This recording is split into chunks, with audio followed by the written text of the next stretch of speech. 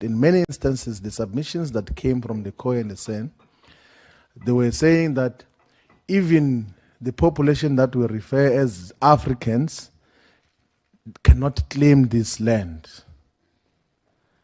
Like there is a deliberate dividing notion, a narrative that says that we are not same indigenous people. There is Khoi people this side and the side, and then there is Africans there.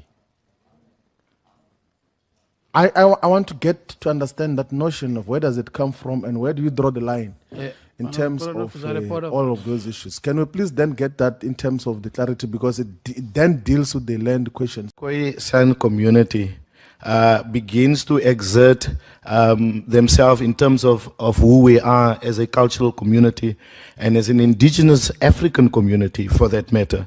South Africa must be honest with itself.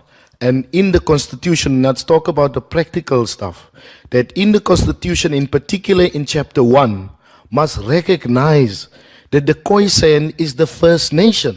So that's what we are asking this portfolio committee to do, and we're asking Parliament to do. That is the responsible thing to do.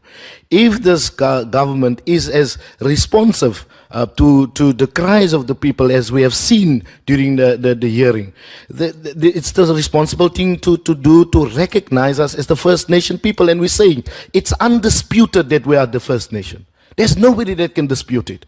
Nobody can ask when whoever came to the most southern tip of Africa, who they found here. It is clear there's empirical evidence, and the history that is written, most of that history has not been written by us, and there's argument that history has been written by colonialists, and it is true.